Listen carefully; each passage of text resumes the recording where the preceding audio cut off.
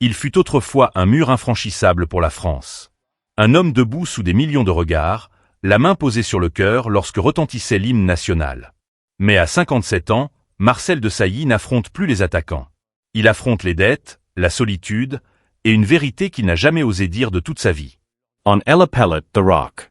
Pas parce qu'il parlait fort, mais parce que, lorsqu'il était là, tout le reste se taisait. Au Stade de France, lors de ces nuits où un pays entier retenait son souffle, Marcel Desailly n'avait pas besoin de crier. Il ne levait pas la voix, ne gesticulait pas. Il se contentait d'être à sa place. Le dos droit, le regard fixe. Et par cette seule présence, toute la défense retrouvait son équilibre, comme un bloc de pierre impossible à fissurer. C'était l'été où la France s'est reconnue dans un homme. Sans excès, sans artifice, seulement la solidité. Lorsque l'hymne national retentissait, sa main se posait sur sa poitrine. Pas un geste théâtral, mais un réflexe profond. Une loyauté qui n'avait pas besoin d'être expliquée. À cet instant précis, Desailly ne représentait pas seulement une équipe. Il incarnait une idée, la force née de la discipline et non du bruit. Tout au long de ce tournoi, on s'est souvenu des buts, des cris de joie, des visages illuminés. Mais en regardant de plus près, derrière chaque moment d'explosion collective, il y avait toujours une silhouette silencieuse. Un homme prêt à s'effacer, à rester dans l'ombre, pourvu que l'ordre soit maintenu. C'est ainsi que The Rock est né. Pas par les mots, mais par la constance. Dans le vestiaire, il était un chef sans discours. Les plus jeunes observaient ses gestes pour comprendre quand se calmer, quand attendre. Desailly ne transmettait pas l'élan par l'émotion. Il le faisait par l'exemple. La manière de lasser ses chaussures. De s'asseoir avant le coup d'envoi. De ne jamais laisser la peur transparaître. La France entière est tombée amoureuse de cette image.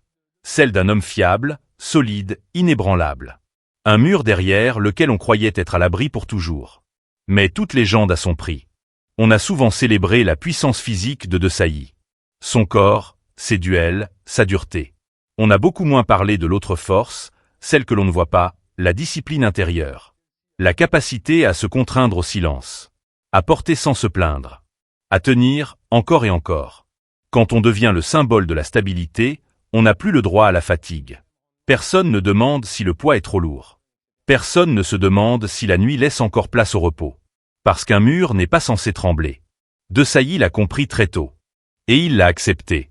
Il s'est construit à l'image que le monde attendait de lui. Chaque match ajoutait une pierre à l'édifice. Chaque victoire élevait le mur un peu plus haut, un peu plus épais, et aussi un peu plus solitaire. À cette époque, la France voyait en lui un point d'appui collectif. Un refuge. Mais dans cette admiration absolue, il manquait quelque chose. Un espace pour l'homme derrière la figure. Un homme aimé pour sa solidité. Mais à qui personne n'a jamais demandé. Est-ce que tu tiens encore? Et c'est dans ce silence que la légende de The Rock ne s'est pas seulement construite. Elle a commencé à enfermer l'homme qu'elle protégeait. Avant d'être un mur, il fut un enfant déplacé. Avant d'être The Rock, il fut un silence. Il naît à Accra, au Ghana, sous le nom d'Odankabé. Un nom qui appartient à une terre chaude, à une langue, à une mémoire. Mais très tôt, cette mémoire se fracture. L'enfance bascule lorsqu'il est confié à une famille française. Le voyage n'est pas seulement géographique. Il est intérieur. Radical. Definitive. Changer de pays, c'est déjà perdre un sol. Changer de nom, c'est perdre une part de soi. En France, l'enfant apprend vite une règle tacite. Pour rester, il faut mériter. Rien n'est acquis. Chaque geste compte. Chaque erreur peut coûter cher. Alors il observe. Il écoute. Il parle peu. Le silence devient une armure. Non pas un choix, mais une stratégie de survie. Dans cette nouvelle vie, le football apparaît comme une langue universelle. Un terrain où l'on n'exige pas d'explications, seulement des actes. Le ballon ne demande pas d'où l'on vient. Il juge uniquement ce que l'on fait. Pour l'enfant déraciné, c'est une révélation. Sur la pelouse, il existe sans avoir à se justifier. Le club de Nantes devient alors plus qu'un centre de formation. C'est un lieu de transformation. Là, il apprend la rigueur. La répétition. L'effort sans plainte. Chaque entraînement forge un réflexe essentiel. Tenir. Tenir quand le corps fatigue. Tenir quand l'esprit doute. Tenir parce que tomber n'est pas une option. Chez les enfants venus d'ailleurs, il y a souvent cette peur muette, être de trop. Ne pas être à sa place. Pour ne pas être exclu, on se rend indispensable. On devient irréprochable. Odank comprend cela instinctivement. Il se discipline avant même qu'on le lui demande. Il ne cherche pas à briller. Il cherche à durer. À Nantes, les éducateurs parlent d'un garçon sérieux, concentré, presque austère. Peu de mots. Peu d'écart. Une maturité précoce. Mais derrière cette apparente solidité, il y a un enfant qui apprend à se tenir droit parce que s'effondrer signifierait disparaître. Peu à peu, l'ancien nom s'efface. Marcel Desailly prend sa place. Une renaissance administrative, mais aussi psychologique. Être quelqu'un d'autre pour continuer à avancer. Cette métamorphose n'est pas douloureuse en apparence. Elle est silencieuse. Comme si l'enfant avait compris qu'il n'y avait pas de temps pour le deuil. Le football devient alors une ligne de vie. Non pas un rêve romantique, mais une nécessité. Il n'y joue pas pour être applaudi. Il y joue pour rester debout. Chaque duel gagné est une preuve. Chaque sélection est une confirmation. Il mérite d'être là. Mais cette exigence constante a un coût. Elle apprend à l'enfant à ne jamais demander, à ne jamais montrer la faille, à intérioriser la pression plutôt que de la partager. L'identité se construit sur le contrôle, pas sur l'abandon. Ainsi naît la discipline intérieure qui définira toute sa carrière.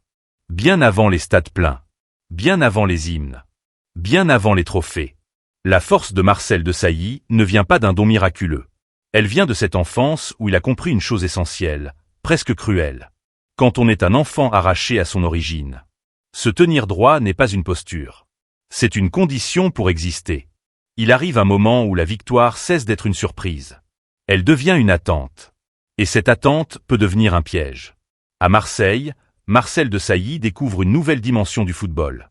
Plus intense, plus politique, plus exposée.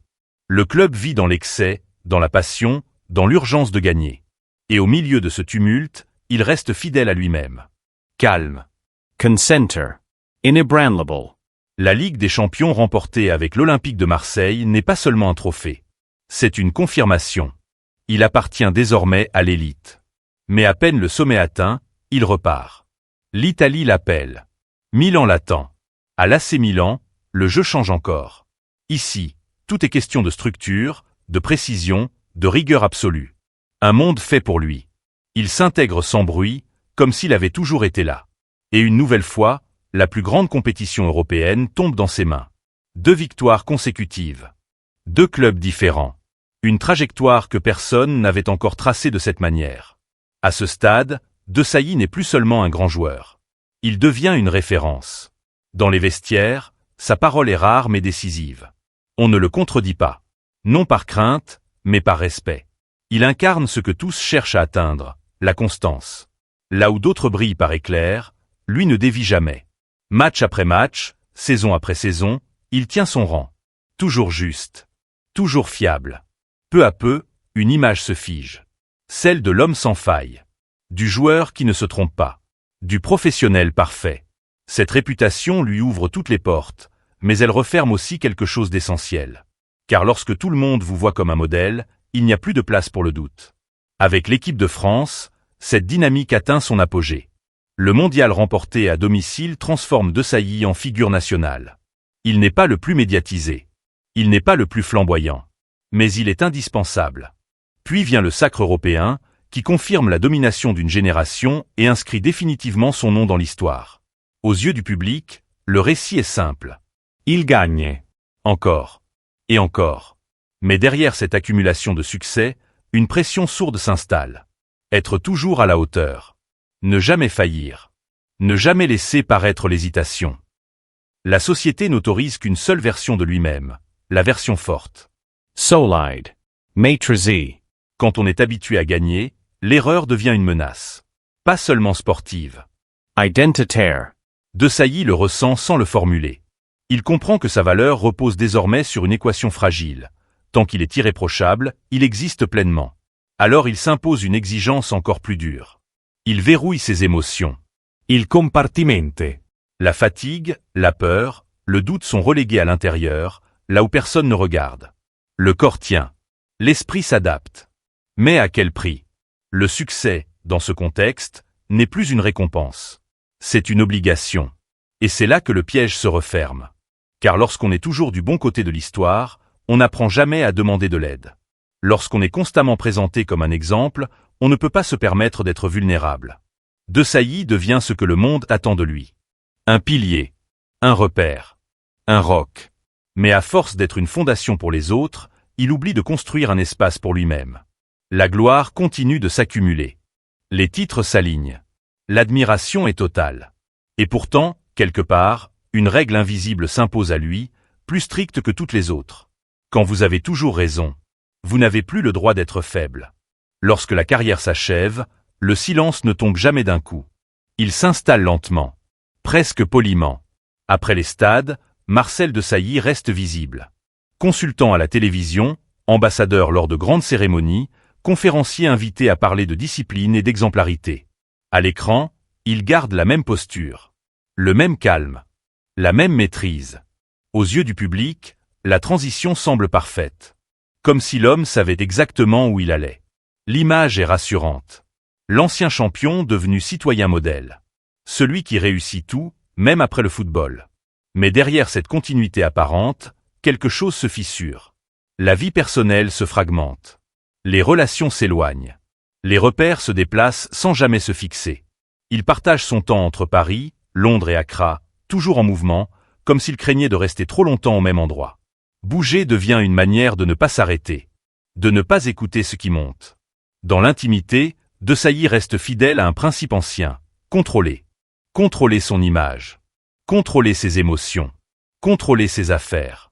Il parle peu de lui. Encore moins de ses finances. L'argent, pour lui, n'est pas un sujet de conversation. C'est un territoire fermé.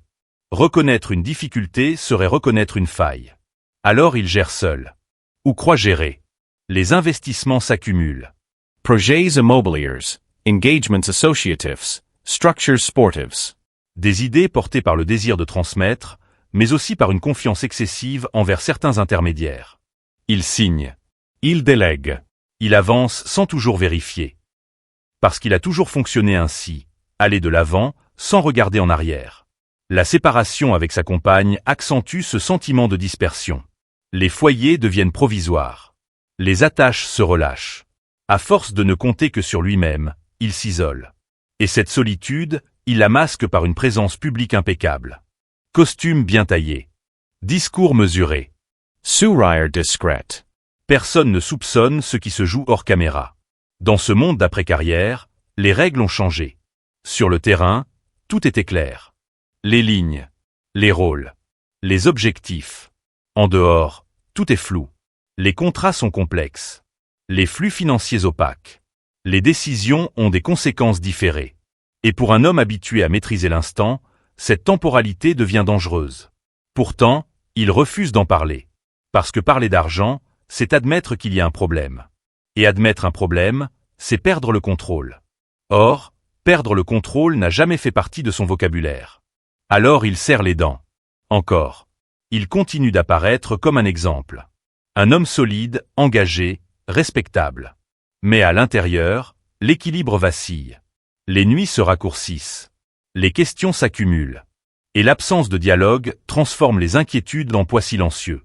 La solitude n'est pas toujours spectaculaire. Elle peut être très ordinaire. Un téléphone qui sonne moins. Des décisions prises sans conseil. Un homme qui porte tout, seul. Ce qui avait fait sa force devient peu à peu une fragilité. Le contrôle absolu, autrefois nécessaire pour survivre et gagner, se transforme en piège. Car dans une vie où tout ne dépend plus de la volonté individuelle, refuser l'aide revient à s'exposer. Desailly avance encore, droit, digne, fidèle à l'image qu'il a toujours donnée.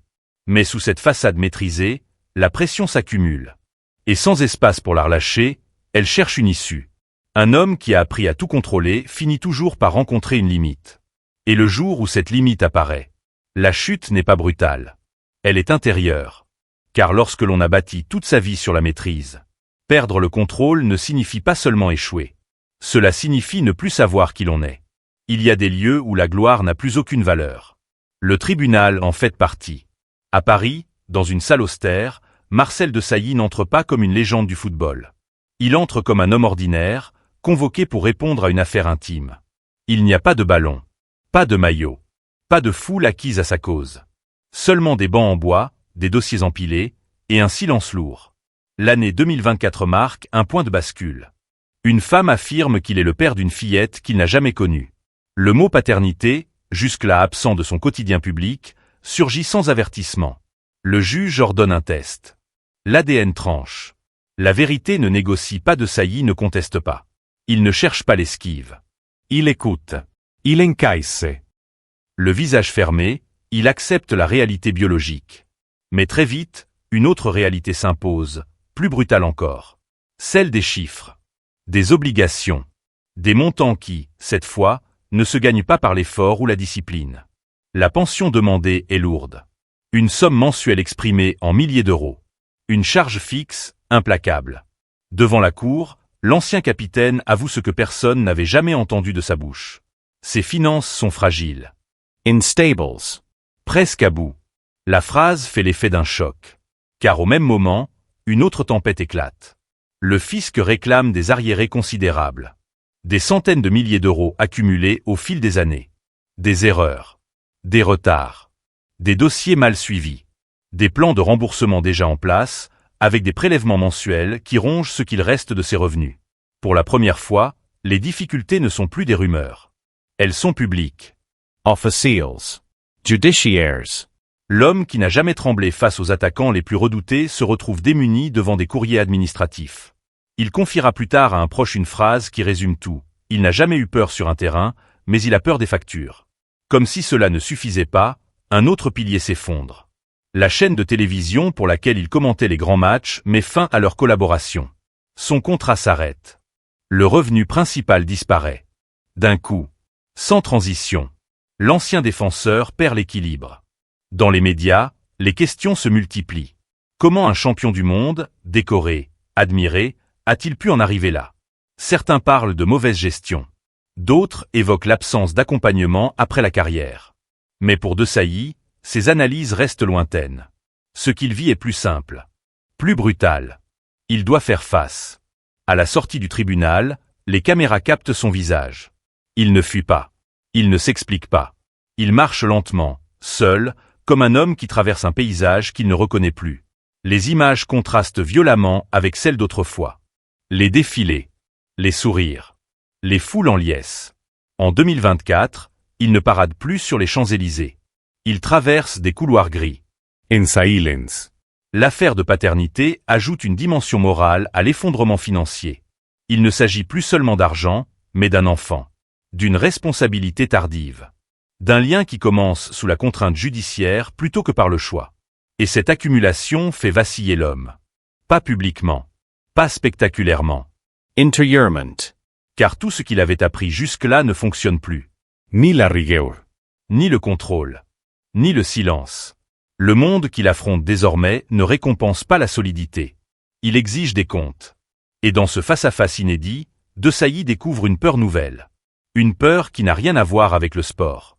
Une peur quotidienne, banale, presque honteuse. Celle de ne pas pouvoir suivre. De ne plus maîtriser.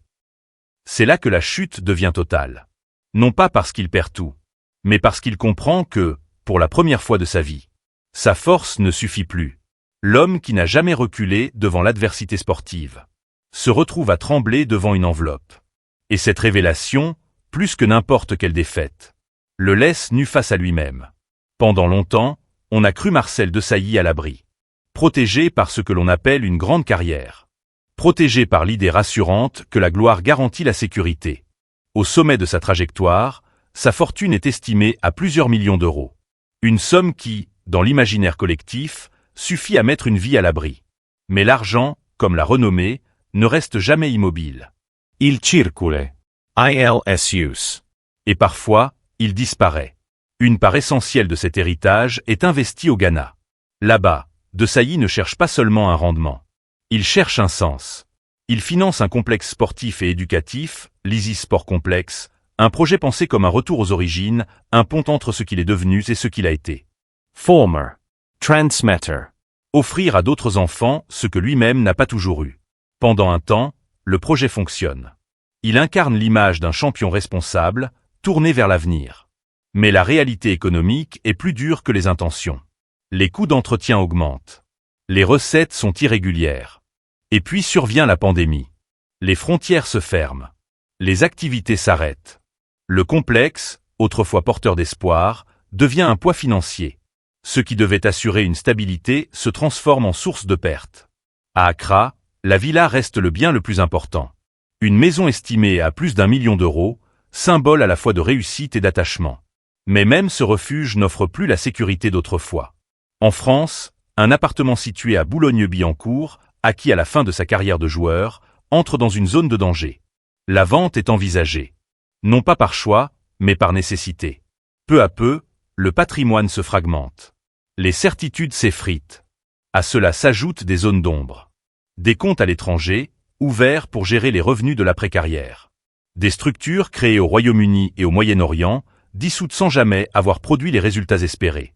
Des enquêtes administratives, anciennes mais jamais totalement oubliées, ravivent les soupçons. Rien de spectaculaire. Rien de définitivement condamné. Mais suffisamment pour maintenir une pression constante. La chute financière ne se fait pas en un jour. Elle est lente. Silencieuse. Comptable. Les revenus issus des médias diminuent. Les partenariats s'éteignent. Les invitations se raréfient. Ce qui entrait régulièrement se met à sortir plus vite qu'il n'arrive. Et dans ce déséquilibre, chaque erreur passée prend une ampleur nouvelle. Desailly n'en parle presque pas. Fidèle à lui-même, il gère en interne. Il écrit. Il négocie. Il tente de réorganiser. Mais sans accompagnement solide, les décisions tardives coûtent cher. Très cher. Pour un ancien sportif, le choc est particulier. Sur le terrain, tout effort produit un effet immédiat. Dans la vie financière, les conséquences sont différées. Et souvent irréversibles. Les choix faits dans la confiance deviennent des pièges. Les silences se transforment en dettes.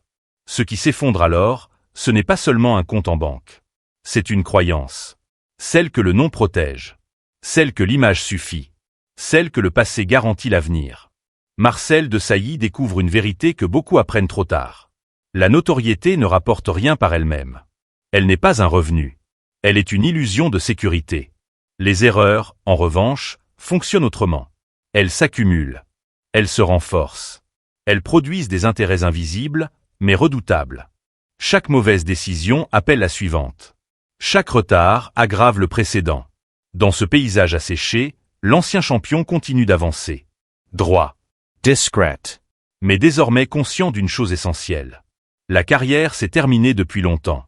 Et pourtant, c'est seulement maintenant que le vrai combat commence. Un combat sans public. Sans applaudissements. Sans trophée. Car s'il y a une leçon dans cette disparition progressive de la fortune, elle est implacable. La célébrité ne génère pas de profit. Mais les erreurs, elles, rapportent toujours. Et leurs intérêts se paient en silence. Il arrive un moment où l'on ne peut plus se cacher derrière le silence. Pas parce que le monde l'exige, mais parce que l'on n'a plus la force de se mentir à soi-même. Face à la caméra de Canal+ Afrique, Marcel Desailly s'assoit sans décor. Pas de trophée. Pas d'image d'archive. Juste un visage marqué, un regard droit, et une fatigue qu'il ne cherche plus à dissimuler. La voix est calme, presque retenue. Il ne dramatise pas. Il n'accuse personne. Il prononce une phrase simple, lourde de sens. Il assume. Il reconnaît ses erreurs. Il accepte sa part de responsabilité. Pour la première fois, The Rock ne parle pas de football. Il parle de lui. Cet aveu n'a rien d'une stratégie médiatique. Il ressemble davantage à un soulagement. Comme si porter le poids du silence était devenu plus douloureux que d'affronter le jugement. Il explique qu'il n'est pas une victime. Qu'il ne cherche ni pitié ni excuse. Seulement la vérité. La sienne. Après cet entretien, il disparaît peu à peu des écrans. Il décline les invitations. Refuse les plateaux. Se retire. Non par orgueil, mais par nécessité. L'exposition permanente n'est plus supportable. Il a besoin de lenteur. De retrait. D'un espace où il peut enfin respirer sans jouer un rôle. À Paris, certains soirs, on l'aperçoit entrant seul dans l'église Saint-Augustin. Il n'y reste pas longtemps. Il s'assoit. Il baisse la tête. Il riparte. Aucun discours. Aucun geste spectaculaire. Juste un homme face à lui-même. Loin des caméras. Loin des attentes. Ce silence-là n'est plus une fuite. C'est un choix. Puis il retourne au Ghana. Là où tout a commencé. Là où son nom n'était pas encore une légende. Dans son centre sportif, il retrouve les enfants. Il marche sur la terre rouge. Il observe. Il écoute. Il parle peu, Mais quand il le fait, ses mots sont simples. Il leur dit que la vraie force ne vient pas des muscles, qu'elle vient du cœur, de la capacité à se relever sans se durcir. Dans ces moments-là, il n'est plus un ancien capitaine. Il est un homme qui transmet. Aux jeunes générations, il adresse un message dépouillé de toute illusion. Le succès n'est jamais une propriété. Il passe. Il s'invite. Puis il s'en va. Ceux qui croient le posséder finissent toujours par le payer. Ce qu'il faut apprendre, dit-il, ce n'est pas seulement à gagner. C'est à vivre après. Progressivement, il redéfinit ce mot qu'il a poursuivi toute sa vie, victoire. Ce n'est plus lever une coupe. Ce n'est plus être applaudi. Ce n'est même plus être admiré. La victoire, désormais, c'est rester debout sans masque. C'est accepter ses fautes sans se fuir. C'est continuer à avancer sans faire semblant d'être invincible. Marcel Desailly n'est plus ce roc que rien n'atteint. Il ne l'est plus, et il le sait. Mais il est encore là. Présent. Lucide. Apaisé d'une manière nouvelle. Il n'a pas tout réparé. Il n'a pas tout récupéré. Mais il a gagné quelque chose de plus rare que les titres. La sincérité.